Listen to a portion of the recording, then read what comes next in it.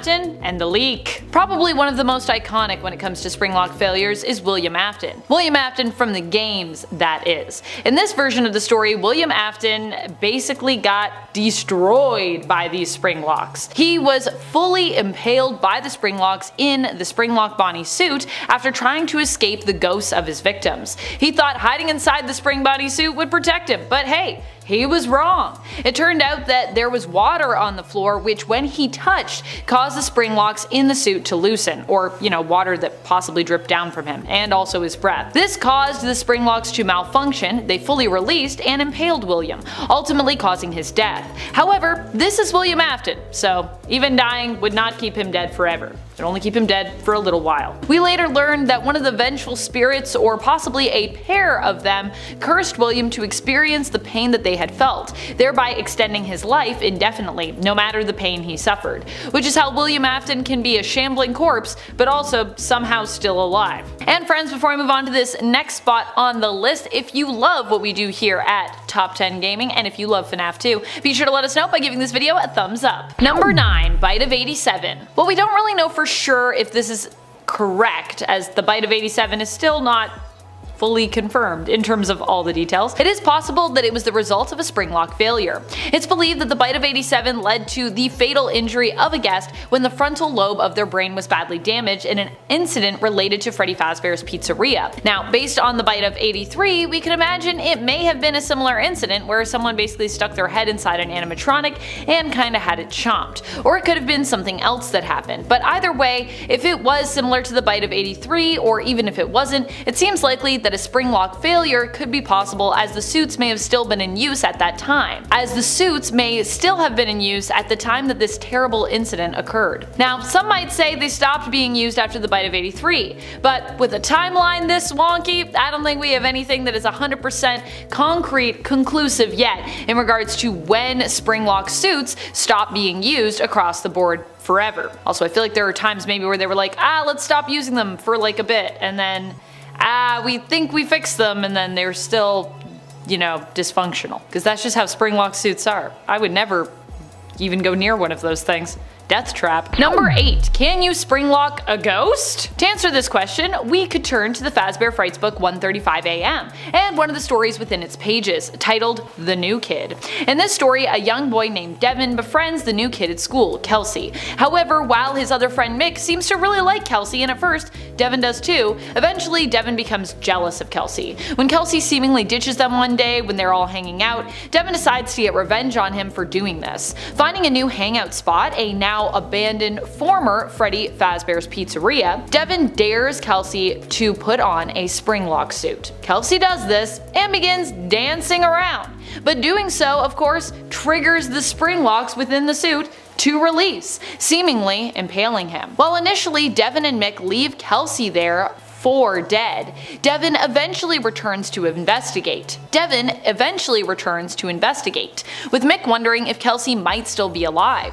When Devin does return, he doesn't see Kelsey in the suit, but later spots a black-haired ghostly figure within. It is implied that Kelsey is some kind of spirit of vengeance, possibly one of the spirits from the game lore that possessed Golden Freddy. And if you're wondering how we know that, well, later in the book we see that Kelsey is alive and well, seemingly, after he seemed to have been Springlocked, so either he has superpowers or he a ghost. And it's 7, Phaser Blaster. The whole Phaser Blast thing is one thing. The whole issue of shooting people in the eyes with like your laser thing, it's not really an occupational hazard, okay? Because it's about the kids, what they're doing. But when you're giving away Phaser Blasters to kids after they win, and then they carry those around the Pizzaplex, that might be an issue. Especially when all you need to do is shoot Vanessa and she ends up getting blinded for a couple seconds. Like, legit, you can shoot her in the knee and she would still have the animation of going blind. Now, there isn't really a time where you can shoot Vanessa in normal gameplay, but during the daytime, this would be a similar thing. And it's not like they only hand out Phaser Blasters after closing. That wouldn't make sense. And shooting her in the knee is still blinding her, basically making that Phaser Blaster just a taser. So you're handing out tasers that kids can shoot at literally anyone in the Pizzaplex. That's definitely an issue. Just saying.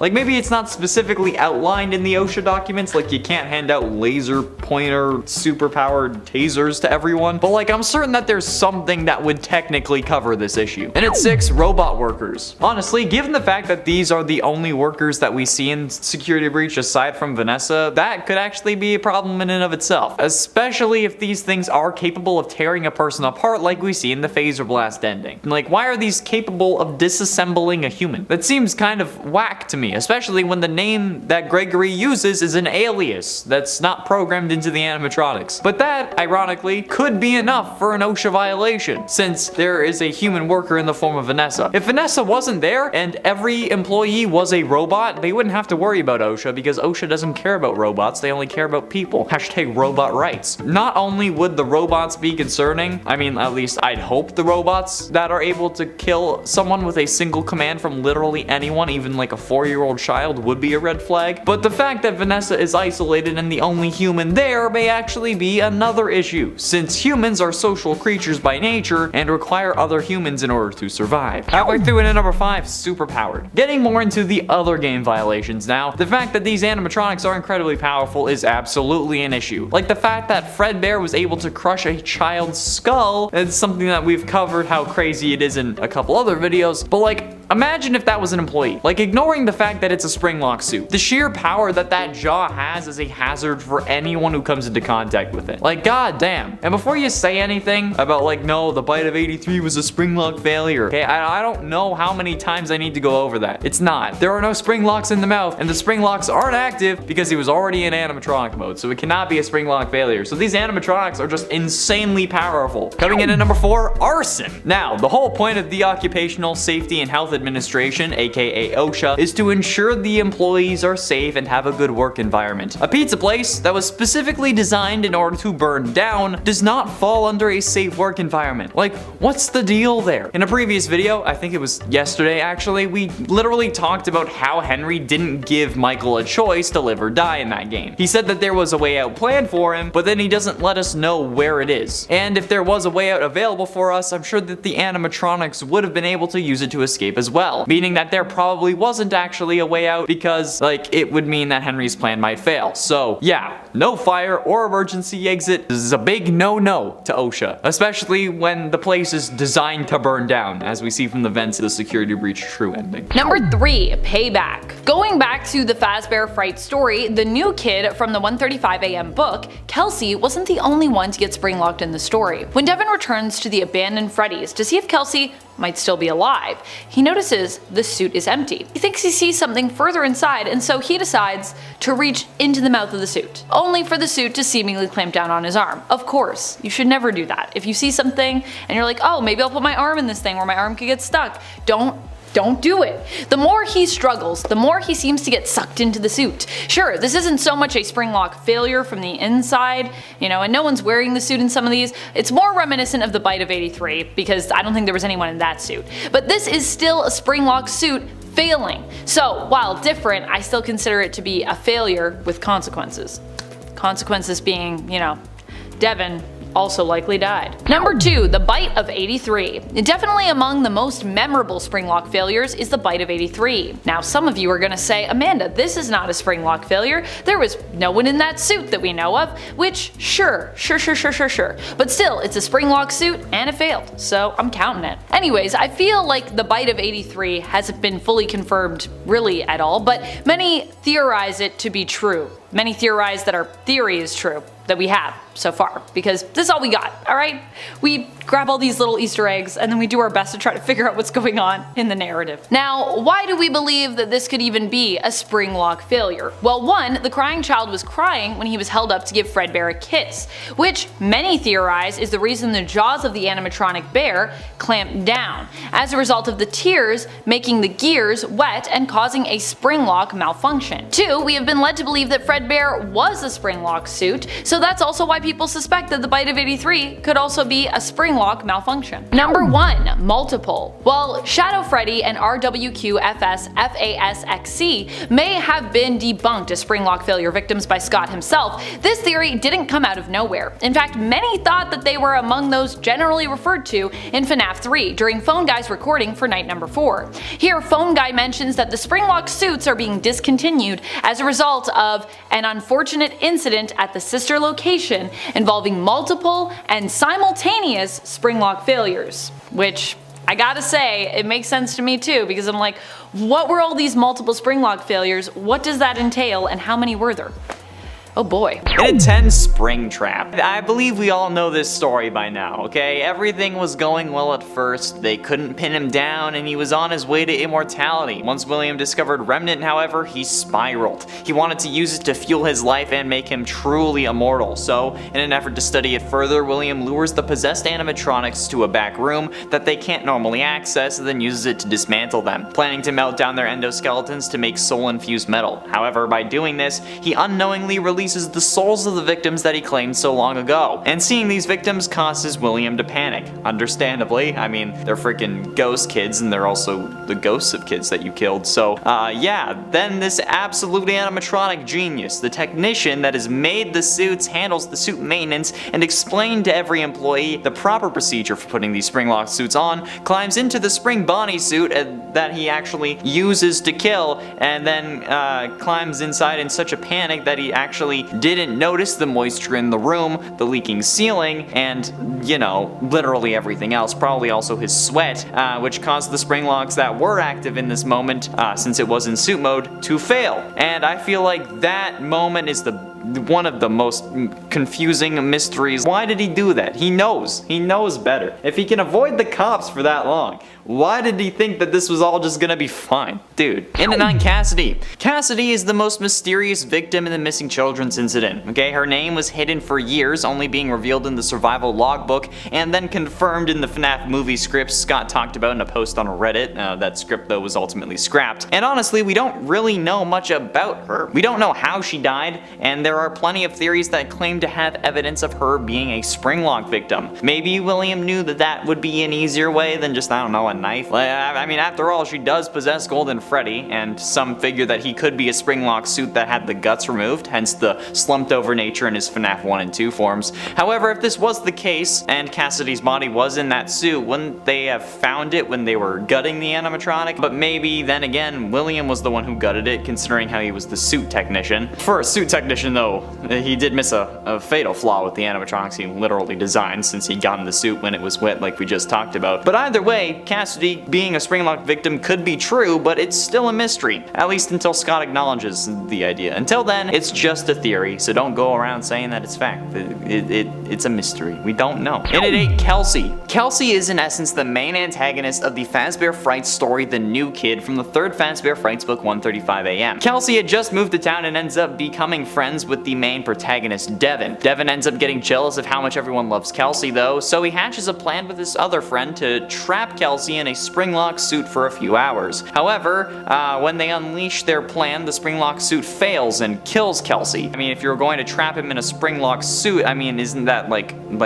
isn't that how you would have trapped him normally? I didn't think you really thought that plan through. But at least they thought it killed him, since a week later, Devin returns to make sure that Kelsey is still in there, only to find a different body in the suit. He knows that it's someone else because the hair color is different. And then Devin gets stuck inside the suit because he reached his arm in and then he bleeds out. Only for the story to cut back to Kelsey meeting 2 more kids at his new school. It is definitely an interesting story because while Kelsey did get Springlock, he ended up being fine. So what really happened? Some think that Kelsey is a ghost, some think that he's supposed to be the one you should not have killed, but no matter what, we all feel like that there's a high possibility that Kelsey was a Springlock victim, or you should have been, but we don't know how and we don't know when, but I mean, it's still a definite possibility, which makes it a mystery. Not really an impactful one though, so in at 8 it goes. Number 7. The Amazing Escape. William Afton in the books is much more lucky, or perhaps just more brilliant than his video game counterpart,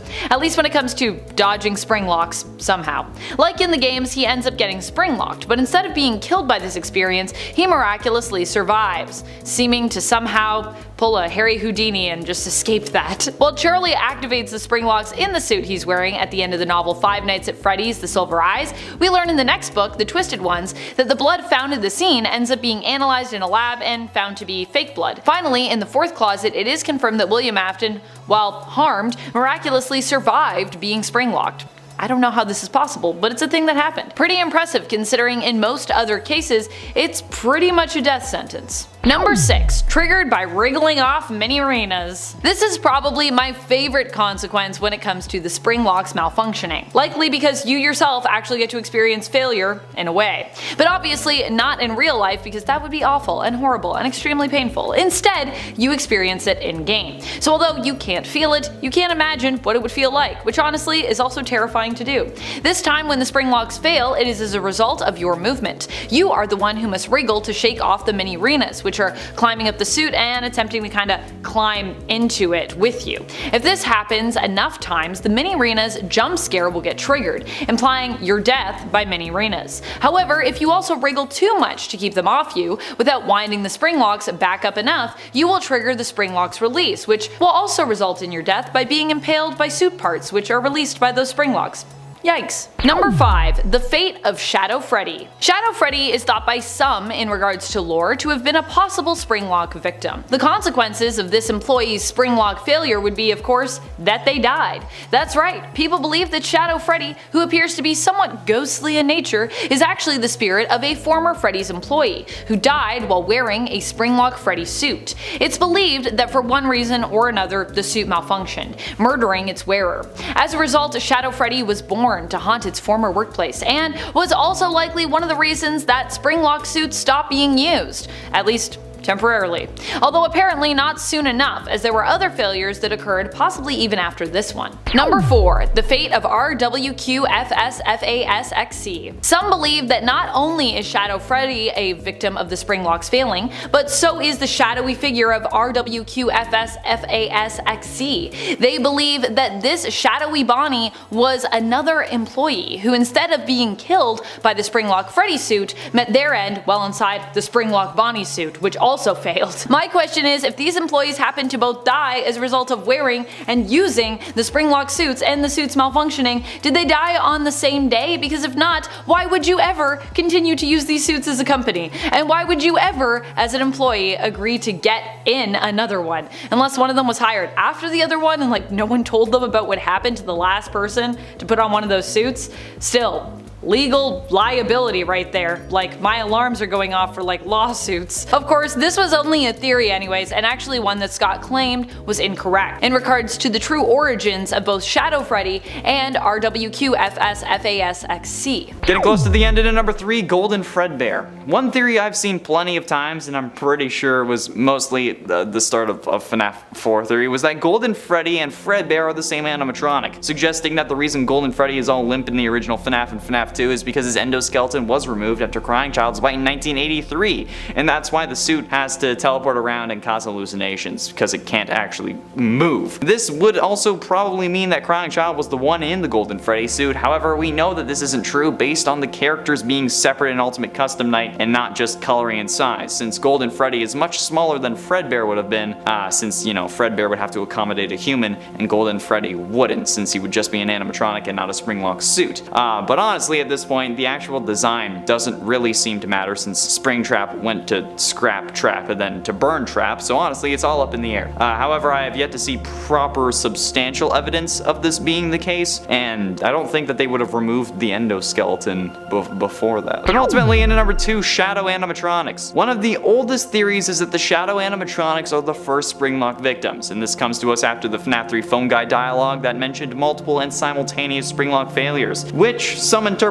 as multiple Springlock suits failing at once, since the term Springlock in this situation is being used to describe the suit as a whole and not the actual individual mechanisms that make up the suit. So, the line of multiple and simultaneous Springlock failures could mean multiple of the Springlocks inside the suit failing at the same time, or just multiple suits failing. This led some to theorize that previous employees were killed in the Springlock suit, which is where the Shadow Animatronics come from. This is supported by the fact that these are both shadows of Freddy and Bonnie, the two animatronics that have Springlock versions. I mean, there are some holes holes in this theory, because, you know, one of them looks like Toy Bonnie, and Toy Bonnie's not a Springlock suit, but there is potential that this is the case, because again, design's consistency doesn't really seem to matter anymore. And finally, in at number 1, Double Trouble. Could William have suffered a Springlock failure before getting trapped in the Springlock Bonnie suit that we see in FNAF 3? It is possible, okay, and it certainly appears like this could be the case in the FNAF novels. Well, it is the case in the FNAF novels, but because of that, it could be the case in the games. Since William in the books is described to have scars that are consistent with a Springlock failure before actually becoming Springtrap in the books.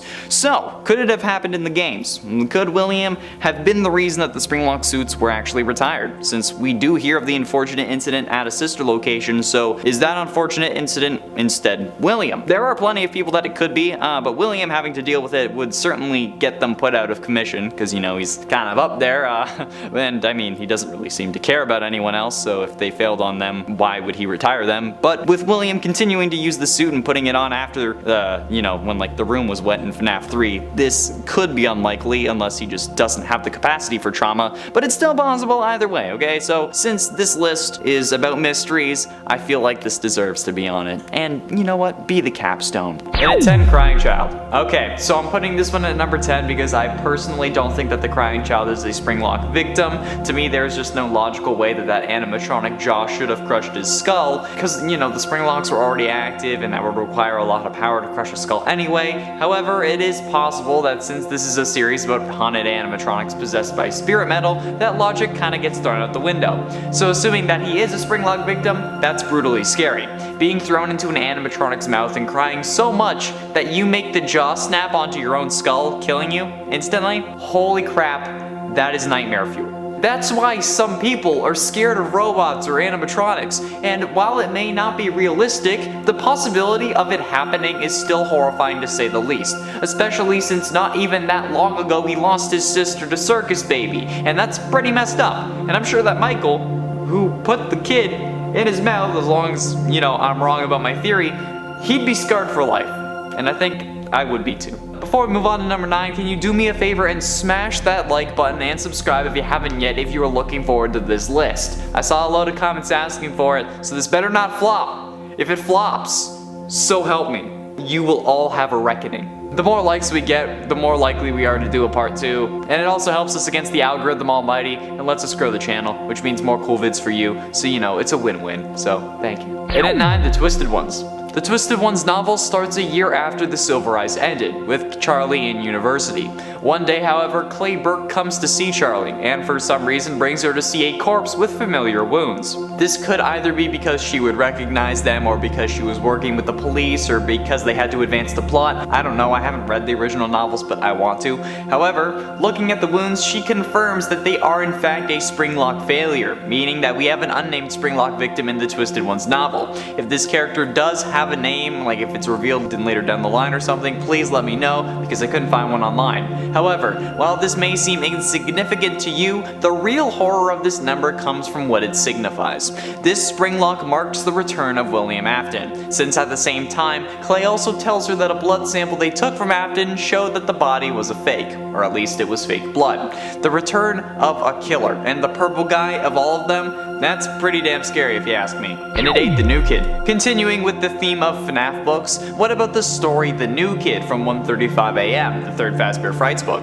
The story revolves around Devon, Mick, and Kelsey. Devon and Mick are outcasts. They aren't popular, they aren't cool, but when the new kid Kelsey arrives at their school, they make a new friend, despite Kelsey being charismatic and adored by everyone else in the school. Over time though, Devon grows jealous of Kelsey, since Kelsey has everything that Devon wants. So in an act of revenge or to gain control, because you know that's kind of serial killery, Devon hatches a plan to lure Kelsey to an abandoned Freddy Fazbear's to trap him in a Springlock suit for a couple hours, to try to humble him, I guess. But the plan goes horribly wrong. After getting in the suit, the Springlocks fail, as expected, because you know this is a FNAF book, causing Kelsey's blood to soak into the fur of the animatronic and pull around the ground. Devon and Mick leave Kelsey for dead so that they won't get in trouble, but something doesn't feel right. So a week later, Devon returns to make sure that Kelsey's body is still there, for some reason. He sticks his hand into the animatronic's mouth to feel if it's there, and snap! The Springlocks fail yet again,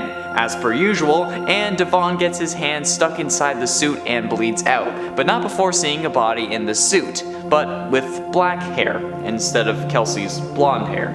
If that's not scary, then you need to go see a doctor, because that's bone chilling.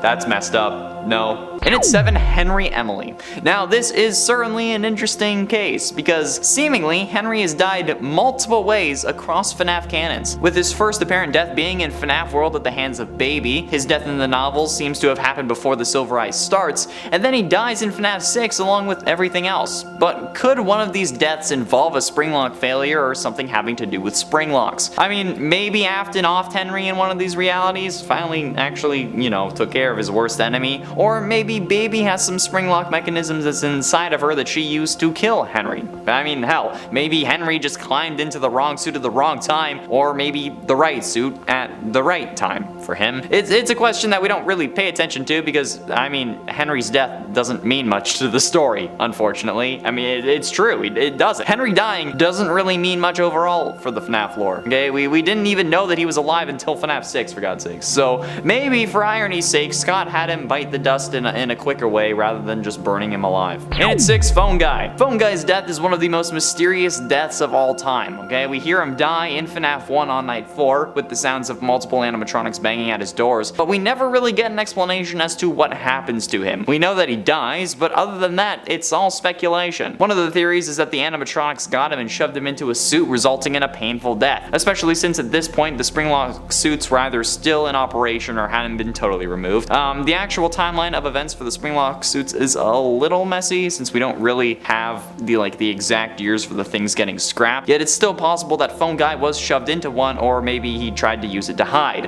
After all, maybe Phone Guy is secretly William Afton and Scott just doesn't want us to know that yet or something, and what we hear could just be the FNAF 3 cutscene. I mean, I doubt it, but it would be absolutely hilarious if he ended up pulling that on us, okay? And for all those saying that Phone Guy can't be Afton because Afton is British or whatever, so is Tom Holland, okay? It's called acting. You can fake an accent, especially if you're a serial killer who's trying to evade everything, Kinda, yeah, it's a thing. And at 3, Am I Real? Am I Real, also known as Cake Bear, is presumably the primary and most recurrent antagonist in Dormitibus. Am I Real has 2 different forms. His first form is Cake Bear. Cake Bear's design originated from the Save Him minigame, where he delivered cake to children while a kid is murdered outside. He is the predecessor of both Fredbear and Freddy Fazbear. Cake Bear is a brown bear animatronic that also acts like a Springlock suit that appears in most of the main nights. Although they do look similar, the only similarities he has to Freddy Fazbear in reality is that they both possess a top hat, are brown, have blue eyes, and are a bear. Am I Real's second form is a form that resembles Springtrap, however. This form has a green color much like Springtrap and contains human remains. His right eye socket has gotten bigger on the side and a big hole can be seen on the right side of his head. His top hat has received some withering on it as well, and his lower jaw is slanted and worn down, no longer circular like Cake Bear's. He also has a sizable hole in the right side of his torso, revealing organs. Ha, lovely. Rips and tears cover his arms, revealing more human remains. He also appears to be missing at least 1 finger on his right hand, and it's absolutely terrifying to look at. Of course, 3 out of 10 of these are going to be from Dormitibus. What did you think was gonna happen? Did you watch the Dormitibus animatronics list? Finally, in at number 1, you. A spoiler alert for a fan game, and if I say which fan game, it's going to spoil it. So, if you want to avoid spoilers, click away now, and thanks for watching. I'll give you a chance to do that now. Okay, now that you've prepared for spoilers, A Shadow Over Freddy's is a FNAF fan game created by Fiznom on GameJolt. It released on April 25th, 2018, and since it was made by the same guy who is currently working on FNAF Plus for the Fazbear fanverse, you know it's bound to be good. The gameplay of A Shadow Over Freddy's is a hybrid between a traditional point-and-click game and a free-roaming horror game. The player wakes up to find themselves with no memories in a black and white abandoned Freddy Fazbear's Pizza, and is tasked with surviving 5 nights in escaping the restaurant. The player is given a different task each night and must complete said task before 6 AM and without being attacked by any roaming animatronics. However, the ending of the game has you getting trapped in a Springlock suit and left to rot, meaning that you are a Springlock victim, which is probably the scariest victim of them all, cause I don't know about you, but I'd rather not get Springlocked. Although I know there are plenty of you that would just love that. You'd fill the suit with liquids that aren't blood, and that's messed up. Like, I'm not one for kink shaming, but yeah, there's kinks, and then there's like being killed, you know? I don't know how else to put that. In a 10, Monty. Okay, like, I'm sorry for any of you Monty stans, if those even exist, because let's be honest, hashtag Team Bonnie all the way. But the whole character of Monty in and of himself seems to be a bit of an OSHA violation. I mean, this is a bit of a stretch, but like, I mean, this guy, he breaks stuff for fun. Like, they had to put no Monty allowed signs on the gates around the Pizzaplex because he just likes smashing stuff. You know, he's got that typical rock star personality type. I don't understand how this is allowed. I mean, the man destroyed his own green room and hates the lead singer and leader of his group so much, in fact, that his golfing minigame has Freddy's destruction coded into the final level. Like, everyone knows how messed up Monty is, but nobody seems to care. To me, he seems like a walking hazard, okay? But maybe I'm wrong. In a 9, trash compactor. One of the critiques that MatPat had of Willy Wonka's factory was the lack of guardrails. And you know what? While the Pizzaplex does have some, there are some vital areas that could also use them. Like, you know, just the open trash compactor in the kitchen. Who thought this was a good idea? That's actually ridiculous. The Death Star has a better trash compactor safety protocol. Like, I get children are going missing again, but how is this not getting the place shut down? It's a giant trash compactor that anyone could just walk inside, including us, a small child. It's so powerful that it can destroy animatronics. So why is it just open for anyone to walk into and just like chill? Plus, the button to activate it is just hanging there, easily allowing for it to be bumped. I mean, like, I know that's the point because it's Fazbear Entertainment, but like, come on. In an 8, splashy bucket. No, this is not a Dude Perfect reference. The giant bucket that we used to crush Monty also, to me, seems like a bit of an issue for health and safety, for both employees and for customers. Because if we, as a like 6-year-old with a 4-year-old's body, can use it to destroy an animatronic, how is it safe for literally anyone else? Like, what's the point of this bucket anyway? Like, is it supposed to contain water? Because when it falls on Monty, it breaks the catwalk that we are on. Like, water, especially in that quantity, is going to be a lot heavier than some ball pit balls. So like, who the living hell thought that this would be a good idea? Like, there's not even like a roof to break it up. That's what all the splashy buckets in like places like Great Wolf Lodge and stuff do. They have a roof underneath it that disperses the water so it's not as impactful. How have they not gotten fined yet? Or like fixed it if they have been fined? Like, yeah, there are guardrails on the catwalk, but that doesn't matter if a giant bucket comes along and smashes it. And at 7, Grim Fredbear.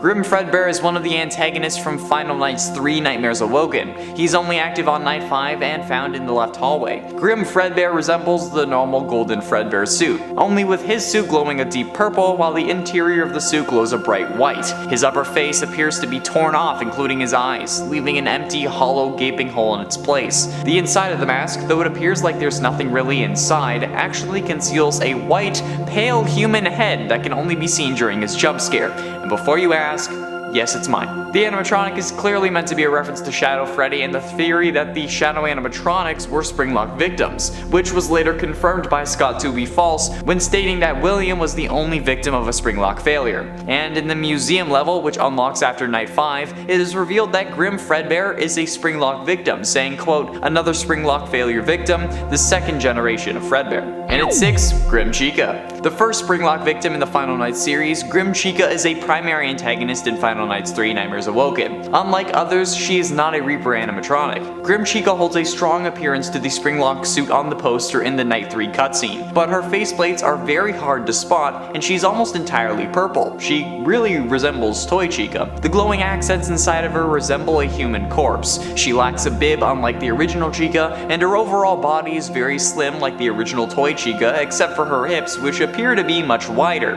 Got the baby birth and hips. I regret that immediately. And she lacks shoulders or upper arms, with her forearms protruding from her armpits. Grim Chica is also revealed to be a Springlock victim in the museum level, saying, quote, a victim of a Springlock failure, forever forced to haunt the suit she is wearing, now being manipulated by your sister and mother. Tried spray on tan, still very pale.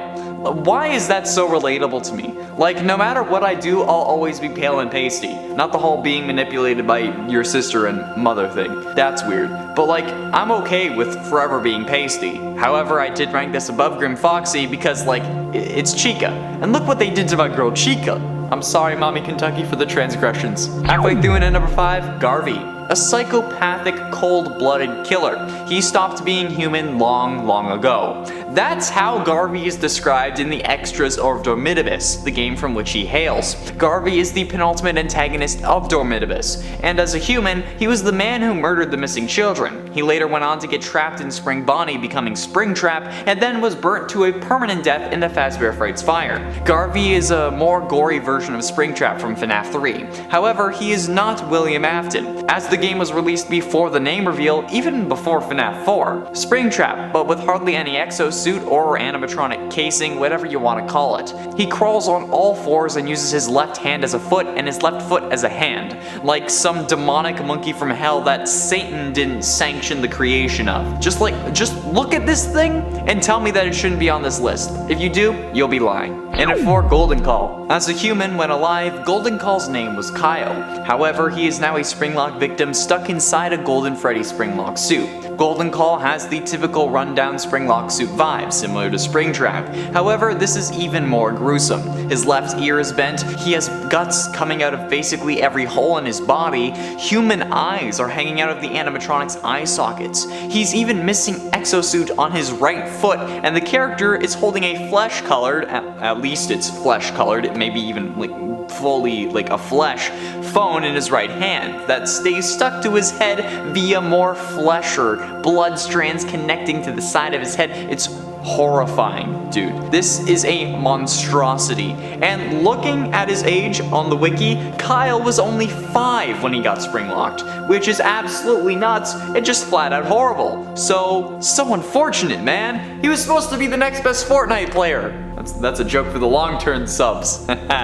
You know it. Getting close to the end into number 3, roaming animatronics. Okay, straight up, the whole roaming animatronics thing is such BS that I can't even fathom why they thought it was required. That's not how servos work, but whatever, Fazbear. Especially if the animatronics are hostile and you know that they are hostile. Phone Guy warns us that they might try and shove us into a suit if they see us because we look like a naked endoskeleton, which is already BS because they ignore the endo in the storage room. But like, why would you make this a part of their coding? Why would you let them roam if they're going to try and kill me? Do they look at every human as a naked endoskeleton, or is it just after hours? Like, this is one of the most hazardous things in this work environment, and it's only the first goddamn game. Like, for f***'s sakes, people, can't we just try and be a normal company, even a little bit? But ultimately, in number 2, Springlock suits. This is also why I said ignoring the fact that Fredbear was a Springlock suit, because the Springlock suits themselves are an occupational hazard, and they did not need to be created. Like, these things are hella deadly, and both William and Henry allow for the employees to wear them. Like, goddamn, just make a separate suit for the animatronic character for the employees, so the people who run your business and make you money don't end up dying from robotic parts replacing their internal organs in the hot ass suits that fail with moisture. Like, seriously, I'm sure it would be a hell of a lot cheaper to make a suit as well instead of a complicated series of machines that move robotic parts to the side. Like, what's your deal here, man? Why did either of you think that this was a good idea? Particularly Henry. And finally, in at number 1, stuffed. You want to talk about safety and health? What about having actual corpses stuffed into animatronic suits that are in front of how many kids every single day? Especially when one of them is known for loving pizza, and in the VR game is shown in her FNAF 1 form to actually be shoving pizza into the various joints of her body. Dead bodies in the kitchen trying to steal pizza? Do I need to explain? Bodies can carry tuberculosis, gastrointestinal infections, along with various bloodborne viruses, and these corpses are obviously leaking since the animatronics move around all day, and not to mention the FNAF 1 news posters that mention the animatronics leaking blood and, quote, smelling like death. So yeah, that's a shutdown, absolutely, and such a huge fine that William and Henry would have had to shut down the company and probably have done jail time.